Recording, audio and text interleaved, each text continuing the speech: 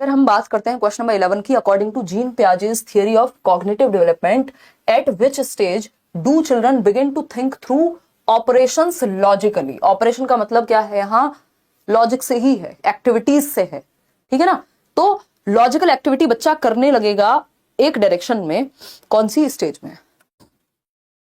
कोई कह रहा मैं सीटेट का फॉर्म नहीं भर पाई हूं, मेरे साइड दूर दूर तक सीट फुल हो गया सब। अरे तो बबीता क्या हो गया, ये हमारे जीवन में प्रॉब्लम कैसे हो सकती है कि आसपास आप पेपर नहीं दे सकते, सीट फुल हो गया तो अब हम पेपर ही नहीं देंगे इस बार। भैया अगर आपके लिए करियर जरूरी है तो आप दूर जाके भी दोगे पेपर, किसी को ले जाना साथ, अकेले जाके देखो दुनिया में, है ना। कोई थोड़ा समझदारी से जाना, कोई तो गया होगा आसपास से कभी, उसको ले जाना साथ में। पेपर तो देना जरूरी है ना, एक बार दे दोगे, वैकेंसी आए अपना लगो काम पे, आगे की तैयारी करो, सीटेट से फ्री हो जाओ, है। ये कोई रीजन है? हमें इतना आराम चाहिए, इतना कंफर्ट जोन हमारा डिस्टर्ब ना हो जाए, ये गड़बड़ मामला है। 18 जनवरी 2023 देखिए एक बार, 18 जनवरी 2023 मॉर्निंग शिफ्ट। क्लियर है बात? अब कोई लोग कहेंगे एक बार आपने भी पेपर नहीं दिया था। अरे वो पेपर में मजे के लिए देती थी, मेरे को उसको करना थोड़ी ना था, तो मेरे को लगा दूर है, टाइम वेस्ट हो गया, टाइम की वैल्यू नहीं है इतनी, छोड़ो, ठीक। लेकिन आपके लिए जब आपको पता है कि भाई इसी क्षेत्र में जाना है आगे, तो जॉब पेपर देना चाहिए। देखिएगा एक बार, दूर हो क्या हो गया, सी ऑप्शन 70% लोग। अकॉर्डिंग टू जीन पियाजे theory of cognitive development, at which stage बच्चों में आ जाता है, बच्चे begin to think through operations logically. Logic जब भी लिखा हो लॉजिकली, समझ जाइएगा कॉन्क्रीट ऑपरेशनल की बात हो रही है, क्योंकि लॉजिक यही आता है 7 से 11 वर्ष में। ये तो एकदम आसान सा सवाल था, लड्डू क्वेश्चन था। नेक्स्ट क्वेश्चन बढ़ेंगे, फटाफट से पोल में दीजिएगा जवाब। क्या है क्वेश्चन नंबर 12, बताइए फटाफट। क्वेश्चन नंबर 12 है, 18 जनवरी का ही मॉर्निंग का पेपर है, पेपर 1 है। जीन पियाजे's थियरी, एज पर Jean Piaget's theory the process of adaptation, यानी पियाजे के सिद्धांत के अनुसार जो अनुकूलन की प्रक्रिया है, बहुत स्लो साबुन है, अनुकूलन की प्रक्रिया है, उसमें क्या शामिल होता है, यानी अडेप्ट कैसे करते हैं हम। जो मैंने शुरुआत में आपको कहानी बताई थी अडेप्टेशन की, अडेप्ट कैसे कर पाते हैं हम पियाजे के अनुसार, ये पूछा है।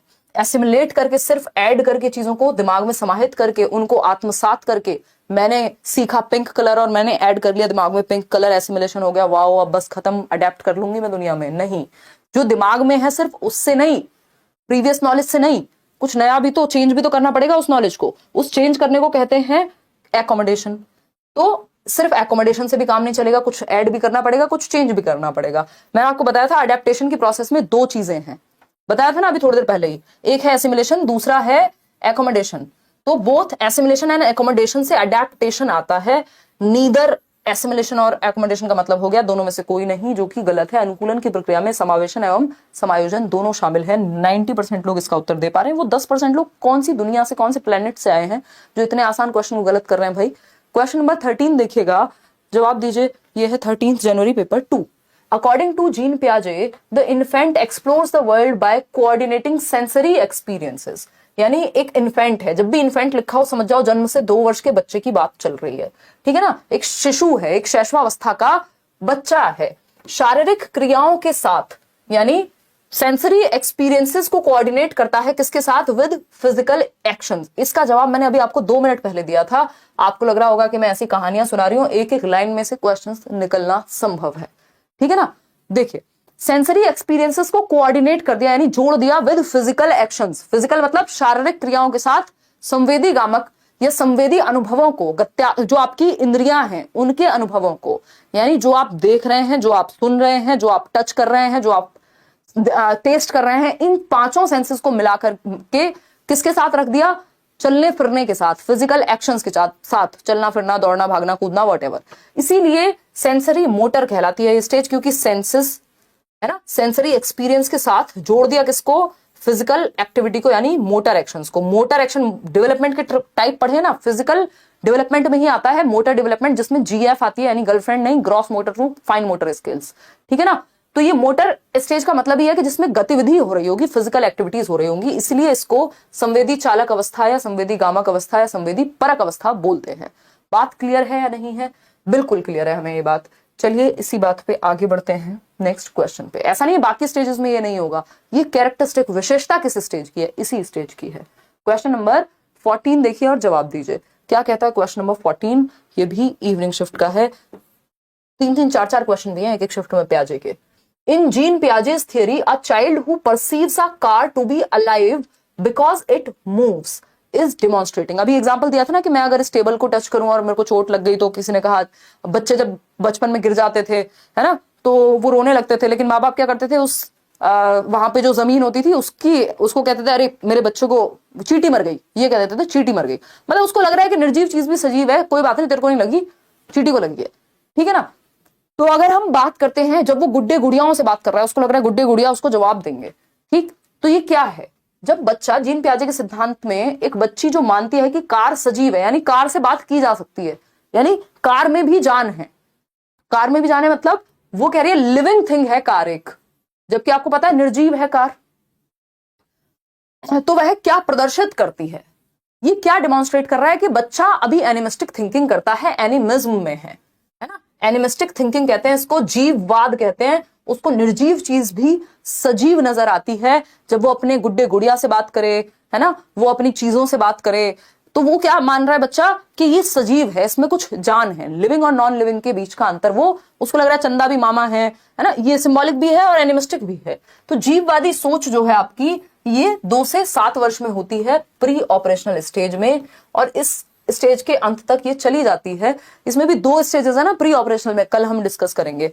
एक आपकी प्री इंट्यूटिव है, बाद में आपकी आती है सिंबॉलिक स्टेज। तो ये सिंबॉलिक स्टेज तक के अंत तक हालांकि चला जाता है, बट हम मानते हैं कि प्री ऑपरेशनल में होता है, ठीक।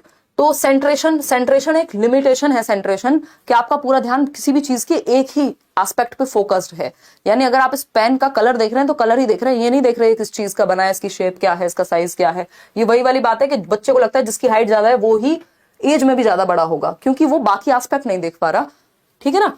इरिवर्सिबिलिटी यानी रिवर्स नहीं कर पा रहा थॉट को, ये तो कोई पॉइंट ही नहीं है। सीरिएशन, छोटे से बड़ा, ये सब अलग बातें हो गई, ठीक है ना। अब एक चीज यहां ध्यान रखनी है, ये सेंट्रेशन भी है, ये सेंट्रेशन है, इरिवर्सिबिलिटी है, एनिमिस्टिक थिंकिंग है, ये तीनों जो है प्री ऑपरेशनल में ही होते हैं, और ये तीनों प्रॉब्लम्स हैं, ये तीनों लिमिटेशंस हैं एक तरह से अगर देखा जाए, किसकी, ये सीमाएं हैं प्री ऑपरेशनल स्टेज की, पूर्व संक्रियात्मक अवस्था की। ये कोई विशेषताएं नहीं है, ये कोई पॉजिटिव्स नहीं है इसी के अंदर प्री ऑपरेशनल में ये, लेकिन ये लिमिटेशन का काम करती हैं। सेंट्रेशन एक लिमिटेशन है कि बच्चे का पूरा ध्यान सेंटर्ड है एक थॉट पे, वो गड़बड़ है, ठीक है ना, वो क्या है, गड़बड़ है। पूरा ध्यान एक ही एस्पेक्ट पे अगर लगा हुआ है, बच्चे की सिर्फ हाइट ही हाइट देख रहे हैं, उसका दिमाग वो एज में क्या कौन सी भाषा बोलता है, मतलब किसी भी चीज के बाकी एस्पेक्ट्स को देखना ही ना, सिर्फ एक ही चीज को देखना है, या तो हाइट देख रहे हैं या कलर देख रहे हैं तो कलर पे ही फोकस है, बाकी पहलुओं को नहीं देख पाना। इसकी वजह से ईगोसेंट्रिक बना रहता है बच्चा, अहम केंद्रित बना रहता है। एनिमिस्टिक थिंकिंग है आपकी कि आप निर्जीव वस्तु को सजीव समझते हैं, तो ये भी तो प्रॉब्लम है ना आपके कॉग्निटिव डेवलपमेंट में, कि आपकी बुद्धि का विकास अभी उतना नहीं हुआ है। इरिवर्सिबिलिटी, आप रिवर्स नहीं कर पाते, आपको घर से स्कूल ले जाएं, स्कूल से घर आने में समस्या होती है। वो जो माउंटेन वाला एग्जांपल दिखाया था उस दिन, कि बच्चे को उससे पूछा जाए सबसे बड़ा माउंटेन कौन सा है, जो उसके सबसे पास है वो उसी को कहेगा, है ना। वो दूसरे के पक्ष से अगर पूछा जाए कि आपकी पर्सपेक्टिव से, या उसका भाई बहन उधर बैठा है मान लीजिए, तो वो इमेजिन करके नहीं बता पाएगा, यानी अपने थॉट को रिवर्स नहीं कर पाएगा। बर्फ पानी बन सकती है और पानी बर्फ बन सकता है, ये वो रिवर्स नहीं कर पाता, है ना। मतलब कि आइस जो है वो वाटर में कन्वर्ट हो सकती है, और वाटर जो है फ्रीज होकर के आइस में कन्वर्ट हो सकता है, रिवर्स नहीं कर पाता थॉट। ये लिमिटेशन है, ये प्रॉब्लम है, ये सीमाएं हैं, तीनों ही चीजें पूर्व संक्रियात्मक अवस्था की सीमाएं हैं। तो अगली बार आपसे पूछे लिमिटेशंस कौन सी हैं, ये सब, ठीक। सीरिएशन तो गुण है, सीरिएशन तो कैरेक्टरिस्टिक है, और कौन सी स्टेज का, कॉन्क्रीट ऑपरेशनल का, सीसीएस। ये चीजें बार बार रिवाइज करनी पड़ेंगी। प्याजे में बहुत सारे कॉन्सेप्ट्स हैं, हालांकि मैंने बहुत सारे फंडे जो है आपको बताए हुए हैं, जिससे आपको ये चीजें याद रह सकती हैं, आप कंफ्यूज नहीं होंगे, क्योंकि ये समझने के साथ साथ मेमोरी में रिटेन भी करनी है दिमाग में अपने। 10 जनवरी मॉर्निंग शिफ्ट पेपर 1 देखिए, एज पर Jean Piaget's theory of cognitive development, यानी जो पियाजे की थियरी है संज्ञानात्मक विकास की, in which of the following stage do children begin to use symbols to represent objects. यही क्वेश्चन घुमा के थोड़ी देर पहले भी आया था कि कौन सी वो स्टेज है जब बच्चे क्या है, वस्तुओं को वर्णित करने लगते हैं संकेतों के माध्यम से, संकेतों के माध्यम से। आप जा रहे हैं, आप पेरेंट हैं बच्चे के, आप बच्चे के दोस्त हो सकते हैं, है ना, और 2 से 7 वर्ष का उम्र का 2 से 7 वर्ष की उम्र का बच्चा है, और वो बैठ के कुछ काम कर रहा है, पहली कक्षा में है या दूसरी कक्षा में है 7 वर्ष की उम्र में, अब 2nd क्लास का बच्चा है, और वो कुछ काम कर रहा है, और आप जा रहे हैं कहीं, अब वो अपनी ड्राइंग में बिजी है मान लीजिए। तो आप उसके पिताजी हैं, माताजी हैं, भाई बहन हैं, आप उसको कह रहे हैं यार मैं जा रहा हूं, तो वो बैठे बैठे वहीं से कहेगा हाँ बाय। मतलब सिंबॉलिक है ये चीज, ठीक है ना। वो जो डॉक्टर डॉक्टर खेलने का एग्जाम्पल था आपका, जो हैरी पॉटर का झाड़ू को एक सिंबल की तरह यूज करना, जो शकलक बुम बुम में वो जो पेंसिल से ड्राइंग बना के कुछ भी मंगा लेता था, ये सब सिंबॉलिक थॉट्स ही हैं।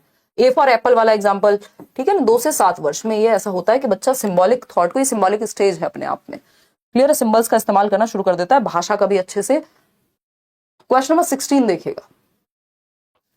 सिंबॉलिक स्टेज ये भी है कि आप 2 चीज अलग अलग ना दिखा करके सीधा 2 लिखना जान गए। आपको पता है ये 2 रिप्रेजेंट करता है 2 चीजों को, ठीक है ना। ये भी सिंबॉलिक थॉट है। क्वेश्चन नंबर 16 देखिए और पोल में दीजिए जवाब। क्या है? अकॉर्डिंग टू जीन पियाजे organised structures of knowledge in the brain are called. Jean पियाजे के अनुसार मस्तिष्क में ज्ञान की व्यवस्थित संरचनाएं क्या कहलाती हैं? यानी ऑर्गेनाइज्ड स्ट्रक्चर ऑफ नॉलेज या मेंटल स्ट्रक्चर्स, मेंटल स्ट्रक्चर्स यानी मानसिक संरचनाएं जो दिमाग में आपके, या ऑर्गेनाइज्ड स्ट्रक्चर्स ऑफ इंफॉर्मेशन यानी जो भी दुनिया में इंफॉर्मेशन है आपके दिमाग में वो ऑर्गेनाइज्ड है, ऑर्गेनाइज्ड स्ट्रक्चर है। पोल प्लीज आ गया पोल। 91% लोग कह रहे हैं कि ये सही है, बाकी लोग कह रहे हैं जो उत्तर सही नहीं है, बाकी के 8-9% वो कह रहे हैं।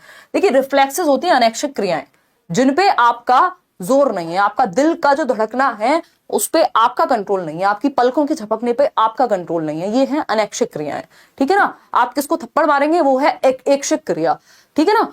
मतलब वो आपका रिफ्लेक्स नहीं है, वो वॉलेंट्री एक्शन है। तो जो वॉलेंट्री एक्शन है, प्याजे कहते हैं शुरुआत के कुछ रिफ्लेक्सेस होते हैं आपके। तो कुछ रिफ्लेक्सेस हैं जो आपकी, जैसे बच्चे का सकिंग रिफ्लेक्स है, एक बच्चे को दूध पीना कोई अलग से थोड़ी सिखाया जाता है, वो इनहेरेंटली उसको आता है, सहजता से, इंट्यूटिवली खुद से सीख जाता है, ये रिफ्लेक्स में आएगा। एक आपका मोरो रिफ्लेक्स होता है कि पैर के बीच में आप बच्चों को टच करेंगे तो ऐसे करेगा। एक आपका रूटिंग रिफ्लेक्स है कि आप ऐसे करेंगे तो बच्चा ऐसे ऐसे करेगा, ठीक है ना। खैर छोड़िए, कॉन्सेप्ट्स होते हैं संप्रत्यय दिमाग में, ऑपरेशंस एक्टिविटीज को कहते हैं प्याजे की भाषा में। तो यहां schema is the right answer कि प्याजे के अनुसार मस्तिष्क में ज्ञान की व्यवस्थित संरचनाएं, बेसिकली आप इसको कह सकते हो जो एग्जिस्टिंग नॉलेज है आपकी। एग्जिस्टिंग नॉलेज बोले तो जो भी आज आपको आता है, जो वर्तमान ज्ञान है, वो क्या है? आपके स्टोर्ड इंफॉर्मेशन हो गई एक तरह से, जिसको आप प्रॉपर समझ पाते हैं, ठीक है ना। तो वो स्कीमा है। मेंटल स्ट्रक्चर्स पूछ ले, ऑर्गेनाइज्ड स्ट्रक्चर्स पूछ ले, organised structure of knowledge in the brain, आपके दिमाग में जो भी कुछ स्टोर्ड है, चाहे वो लोगों के बारे में हो, चीजों के बारे में हो, जगहों के बारे में हो, गेम्स के बारे में हो, जो भी कुछ स्टोर्ड है जिसको ऑर्गेनाइज करके रखा हुआ है अपने ब्रेन में, वो सब क्या है? आपने साइकिल चलाना सीखा था, 2 साल से साइकिल नहीं चलाई, तीसरे साल साइकिल उठाई, फिर भी चला पा रहे हैं, कहीं ना कहीं स्कीमा में सेट है।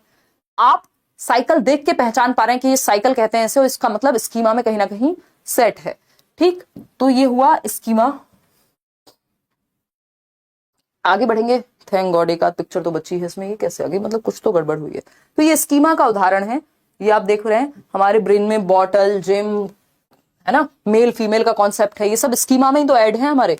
कोई आपका गेम कुछ कैसे यूज करते हैं, एक गेमिंग रिमोट को या वॉट, ठीक है ना, कंसोल को। कार के बारे में आपका स्कीमा होगा कि आपको पता है चाबी कहाँ लगानी है। आपका जो, मान लीजिए आपके पास एक कार है, आजकल मेरी कार गई हुई है, कुछ उसमें काम होना है, तो उस चक्कर में, तो जो मेरे पास कार है उसमें एक स्टार्ट स्टॉप बटन से वो ऑन होती है, तो मैं कार में एंट्री लूंगी और मुझे पता है वो बटन प्रेस करना है मुझे, ठीक है ना। ये मेरे स्कीमा में सेट हो चुका है, रेपिटेटिव जो चीजें हुई हैं उसके कारण, एक प्रोसेस के कारण। और अब कुछ दिनों से मेरे पास दूसरी कार है हमारी घर वाली, अब उसमें लगती है चाबी, ठीक है ना। तो ऐसा हो सकता है कि जब मैं अपनी इस कार में बैठती हूं तो मैं क्या करूंगी, वो बटन ढूंढूं प्रेस करने के लिए। जब आप रूम में एंट्री लेते हैं और आप सबसे पहले वही स्विच प्रेस करते हैं जिससे पता है आपको जो लाइट है या जो पंखा है वो चलेगा। लेकिन अगर उसको चेंज कर दिया जाए तो आपका स्कीमा अडेप्ट करेगा, एकोमोडेट करेंगे आप अपने ब्रेन में। तो मेरा ब्रेन एकोमोडेट करेगा, भैया इसमें ना बटन नहीं दबाते हैं, चाबी घुमानी पड़ती है, तो ये मेरे स्कीमा में चेंज करने की कोशिश कर रही हूं, मैं अडेप्ट कर रही हूं। तो स्कीमा में चीजें एडेड होती हैं जिसकी वजह से हम चीजें कर पाते हैं, ठीक है ना। कि पानी पीना है, फुटबॉल खेलनी है, तो आपको पता है कि कौन से लेग से आपको वो किक करनी है। तो ये सब स्कीमा में एडेड चीजें हैं। खैर आगे बढ़ते हैं। तो organise structures of information schema कहलाते हैं। 3 क्वेश्चन और हैं। आज हम सिर्फ कितने क्वेश्चन करेंगे? 20 ही करेंगे, क्योंकि प्याजे के क्वेश्चंस में टाइम लगता है। इसका नेक्स्ट पार्ट कल करेंगे हम, और कल पूरी पूरी कोशिश है कि हम 9 बजे शुरू कर दें क्लास। ठीक है जी? हाँ बताइए मैम। आपको पता है सारे टीचर यूट्यूब पे आपकी क्लास देखते हैं। अब भक्ति अच्छी बात है यार, देख लेने दो है। मैं तो ज्यादा किससे आजकल मतलब रखना बंद कर रखा है भाई।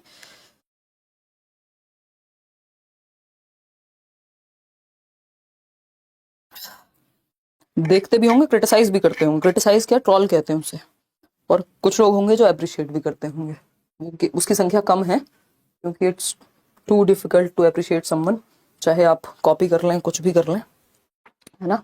देखिए खैर, ये सब बातें होती रहनी चाहिए। थोड़ा बहुत हंसी मजाक या फालतू बातें भी कभी कभी कर लेनी चाहिए। क्वेश्चन नंबर 17 देखिए। In Jean Piaget's theory dash refer to the organised systems of actions and thoughts that allow individuals to mentally represent or think about the objects and events in their worlds। मतलब gene पियाजे के सिद्धांत में क्रियाओं और विचारों की संगठित प्रणाली, यानी organised systems of actions and thoughts के एक वे में हम सोचते हैं, एक वे में हम कोई काम करते हैं, ठीक है ना। That allow individuals to mentally represent और थिंक अबाउट दी ऑब्जेक्ट्स, यानी कि हम किसी ऑब्जेक्ट के बारे में एक पर्टिकुलर तरीके से सोचते हैं। ये सब क्या है, ये तरीका क्या है, बताइएगा। प्याजे चचा का चैप्टर बहुत कंफ्यूज करता है। बबीता, एक तो पुराना सेशन देख लेना यूट्यूब पे, और दूसरा आपकी टाइमिंग चेंज क्यों होती रहती है। बात तो सही कह रहे हो श्वेता, कोशिश करेंगे यार 9 बजे ही फिक्स कर दें, ठीक है। D option, D option, D option, ठीक है। देखते हैं।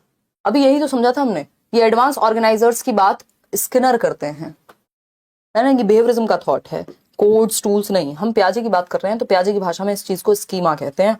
बाकी लोगों की भाषा में बाकी चीजें भी कही जा सकती हैं, ठीक है। क्वेश्चन नंबर 18 देखिएगा एक बार। क्या है क्वेश्चन नंबर 18, फटाफट से बताइएगा। According to Jean Piaget's theory of cognitive development, प्याजे के संज्ञानात्मक विकास के सिद्धांत के अनुसार, at which stage do most children particularly face difficulty in understanding the point of view of another person, बताइएगा।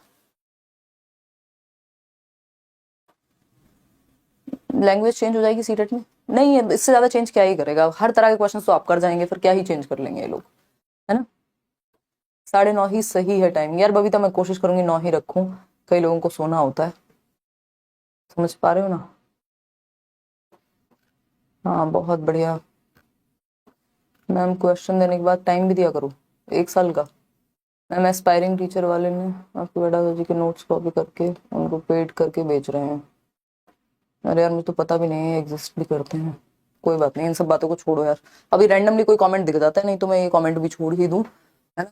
अब मैं इतनी थक चुकी हूँ कि मैं फिल्टर नहीं कर पा रही हूँ कमेंट। जो नजर आ जा रहा है वो मैं पढ़ दे रही हूँ, है ना। कोई बात नहीं, हम लोग बहुत समय से सीटेट एस्टेब्लिश किया हमने ऑनलाइन में। सीटेट की बातें नहीं होती थी, तब से सीटेट पढ़ा रहे हैं और पढ़ रहे हैं मैं और आप मिल करके, ठीक है ना। तो ये बहुत ऑब्वियस है कि लोग इंस्पायर हों, बट इस तरह की चीजें तो एक्सेप्टेबल नहीं है। मतलब ये सब नहीं करना चाहिए। 24 जनवरी 2023 का ये पेपर है, पेपर 1, बताइएगा। बी ऑप्शन कह रहे हैं ज्यादातर लोग, 61% लोग समझते हैं। कॉग्निटिव डेवलपमेंट की थियरी में विच stage do most children particularly face difficulty in understanding the point of view of another person, यानी दूसरे के परिपेक्ष को समझने में कठिनाई होती है, दूसरे के दृष्टिकोण को समझने में कठिनाई होती है। किस स्टेज में? अभी कुछ ही दिन पहले तो हम बात कर रहे थे किसी एक सेशन में कि भैया ये स्टेज जो है ये होती है ईगो सेंट्रिक है। बच्चा दूसरे के पर्सपेक्टिव को, दूसरे के दृष्टिकोण को समझ पाना उसके लिए लगभग असंभव है। पिताजी ऑफिस से आए हैं, ऑफिस में डांट खा के आए हो, नौकरी चली गई हो, उसको आज इस बात पे गुस्सा है कि उसके लिए चॉकलेट नहीं लाए, उसने कहा था चॉकलेट लेके आना। उसको डोरेमोन पसंद है और आपने कह दिया डोरेमोन तो पागल बच्चा है, रोना शुरू कर देगा, लड़ाई कर देगा, है ना। इसका मतलब वो दूसरे का पक्ष नहीं समझ पा रहा। वो सोचता है जो चीज मेरी फेवरेट है वो सबकी फेवरेट है, जिस चीज को मैं पसंद नहीं करता उसको कोई पसंद नहीं करेगा, ठीक है जी। बहुत बढ़िया रजनी शर्मा जी, बताइए। बी ऑप्शन, प्री ऑपरेशनल, बिल्कुल सही है। यही तो ईगो सेंट्रिज्म की उम्र है ना। ईगो सेंट्रिज्म या अहम केंद्रता, यानी खुद को सेंटर में रख के देखता है वो, दुनिया का सेंटर खुद को समझता है। 2 से 7 वर्ष की उम्र है। पोस्ट कन्वेंशनल ये क्या है, ये तो कोहलबर्ग की एजेस हो गई। कॉन्क्रीट ऑपरेशनल में तो उसमें क्या आ गया, लॉजिक आ गया, तो अब ऐसा नहीं है कि वो नहीं समझेगा। फॉर्मल ऑपरेशनल तो और आगे की बात हो गई। तो आगे बढ़ेंगे नेक्स्ट क्वेश्चन पे, क्वेश्चन नंबर 19 देखिएगा। क्वेश्चन नंबर 19 क्या कहता है बताइएगा, बताइए। डलवा देंगे अभिषेक, डोंट वरी। आपकी क्लास की टाइमिंग क्या है, करियर पे बैच कौन सा है उस पर निर्भर करेगा। सीटेट में कुछ एक्स्ट्रा क्लासेस भी चल रही हैं आजकल हालांकि, नहीं तो MWF में 6 से 7, सीटेट में बाकी में 7 बजे मंडे टू फ्राइडे। देखिए अगर हम बात करें question number 19, which of the following is a characteristic of constructivist teacher, यानी रचनावादी शिक्षक की विशेषता क्या होगी। रचनावादी, अभी इसी का हम इंतजार कर रहे थे कि हम पढ़ें रचनावाद क्या होता है। हालांकि आप कोशिश कीजिए जवाब देने की, सही दे रहे हैं ज्यादातर लोग। देखिए कंस्ट्रक्टिविस्ट लिखा है, कंस्ट्रक्टिविस्ट, कंस्ट्रक्टिविज्म ये वर्ड ही बने कंस्ट्रक्शन से। कंस्ट्रक्शन वो नहीं जो आपके घर के बराबर में बिल्डिंग हो रही है, वो भी कंस्ट्रक्शन है एक तरह का, बट यहाँ नॉलेज के कंस्ट्रक्शन के पर्सपेक्टिव में बात हो रही है कि ज्ञान का सृजन कैसे किया जाए, नॉलेज को कैसे कंस्ट्रक्ट किया जाए। तो कंस्ट्रक्टिविस्ट लोग कहते हैं नॉलेज को कंस्ट्रक्ट किया जाता है एक्टिवली इन्वॉल्व होकर के, सक्रिय भागीदारी के साथ बच्चे की, यानी चाइल्ड सेंटर्ड अप्रोच है ये। अगर हम बात करें तो ये जो कंस्ट्रक्टिविस्ट टीचर है, जो रचनावादी टीचर है, वो चाहेगा कि बच्चे नॉलेज को कंस्ट्रक्ट करें, है ना। तो building lessons around very abstract ideas. Abstract ideas होते हैं अमूर्त। अगर एब्स्ट्रैक्ट चीजों के अराउंड आप लेसन प्लानिंग करने लग जाएंगे तो बच्चे को कैसे समझ में आएगा, है ना। फिर तो आप अमूर्त चीजों पे बात कर रहे हैं। और जो बच्चे को जबकि आपको कॉन्क्रीट टू एब्स्ट्रैक्ट लेके जाना होता है, सिंपल टू कॉम्प्लेक्स लेके जाना होता है, सरल से सोना सरल से जटिल की ओर लेके जाते हैं बच्चे को, उसको जटिल से सरल नहीं लाते। और एब्स्ट्रैक्ट थॉट जो है, अमूर्त विचार कॉम्प्लेक्स चीज है, जटिल है ये, पहले सरल चीज कराएंगे। सरल क्या है, कॉन्क्रीट। कॉन्क्रीट क्या है, जिसको टच और फील किया जा सके।